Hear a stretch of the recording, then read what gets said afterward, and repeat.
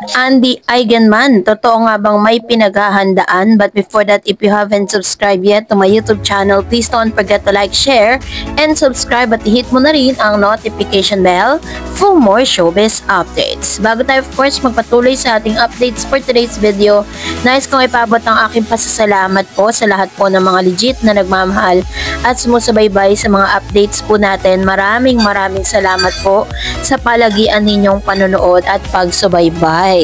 At ngayong araw, let's talk about this one dahil for the past how many days po ay talagang umiingay muli ang pangalan ni Miss Andy Eigenman matapos niyang bigyan ng honor o ang kanya pong ina, late mom na si Miss Jacqueline Jose, sapagkat kahit hindi na po natin o hindi na nakakasama niya, sabi niya may nanay is among other Hollywood artists and filmmakers who are remembered by the Academy this year. Dahil last March 4, 2025 nga ay kinilala, no? The showbiz personality Andy Eigenman shared that her mother late Cannes Award winning actress Jacqueline Jose was among those honored on the Academy Awards latest in memoriam webpage. The Surigao-based content creator on Monday, March 3 shared a screen grab of the Oscar webpage dedicated to personalities who passed away in 2024 and 2025. Sabi niya, may nanay is among the Hollywood artists and filmmakers who are remembered by the Academy this year, and Andy write on in an Instagram stories. So, the Academy honor friends and colleagues we lost over last year. Take a moment to remember that the artist and filmmaker we lost in 2024 to 2025, Academy said on its website. Kaya naman binigyan parangal nga itong si Miss Jacqueline Jose na ina ni Miss Andy Eigenman. Pero ito nga, may napapansin po kasi ang ilang mga netizen dito po sa mga post ni Miss Andy Eigenman. Kung dati po, lagi po siyang nasaspatan sa kanyang shop dun sa Siargao. Pero this time, talagang todo po yung kanyang pag-workout. So, according nga sa mga netizen, maaaring ito po yung ilan sa mga paghahandang ginagawa ni Miss Andy para po sa kanyang naudlot na kasal. Kasi parang if I'm not mistaken, this year 2020 or 2024 pa lang is nakaschedule na po talaga yung kasal. Dapat ni Miss Andy at saka ni Mr. Pilmar Alipayo. Kaso nga lang, since nagkaroon ng problema sa kanyang ina, namatay ng biglaan, kaya naman naudlot yung kanyang kasal.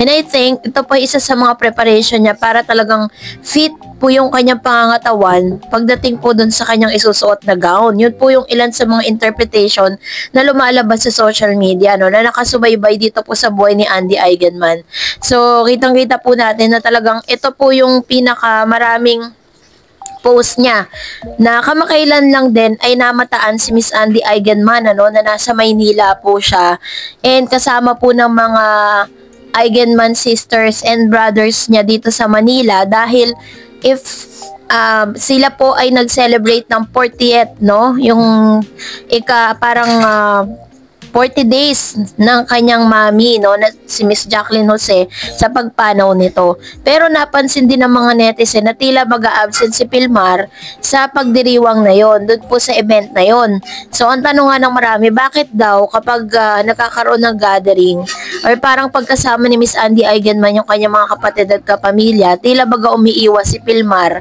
na makasama ang pamilya ni Miss Andy Eigenman. Ano nga ba? No, ayun ang tanong ng marami. Ano nga ba at sino nga ba ang iniiwasan ni Pilmar? Or maaaring nahihiya siya sa mga issue na naglabasan, no, bago po maganap ang event na yan.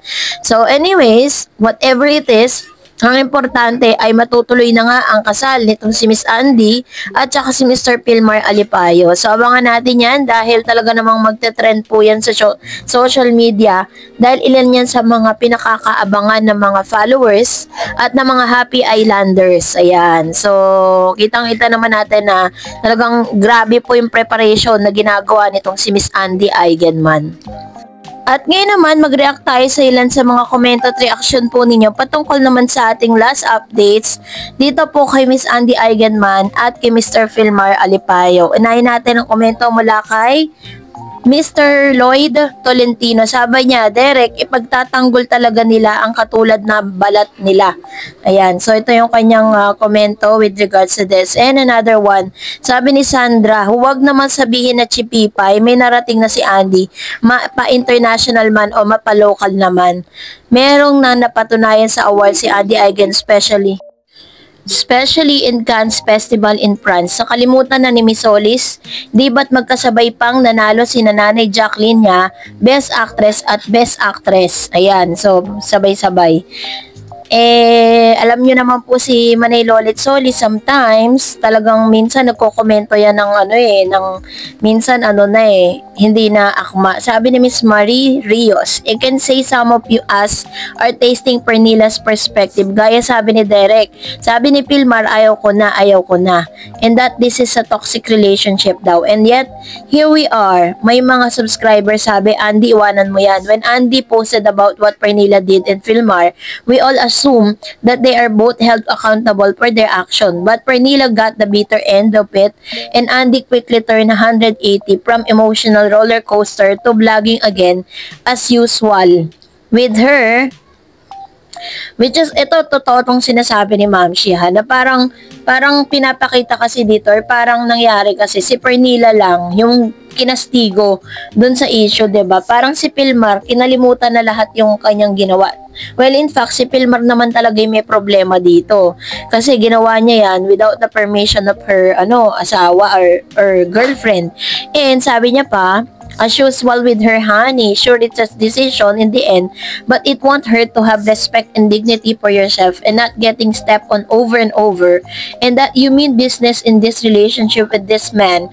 I have seen this with my dad and my brother's relationship with woman, so yet I have seen it. Ayan, so parang nakikita niya daw yung mga nangyayaring ganito doon sa kanyang sa kanyang daddy.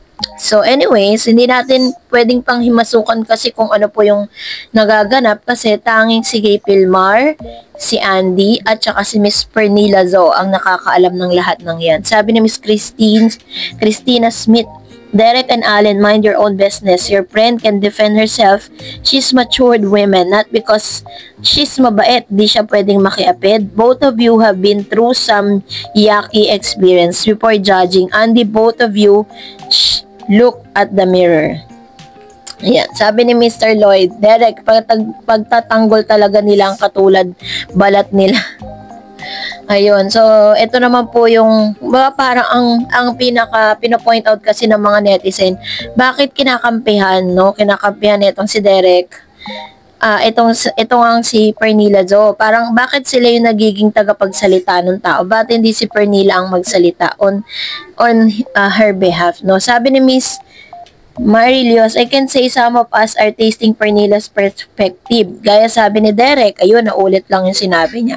So, salamat po sa inyong mga komento, and that's it for today. For more videos and updates, please don't forget to like, share, and subscribe, at please don't forget to follow my Facebook page, Dar Eds TV. God bless everyone.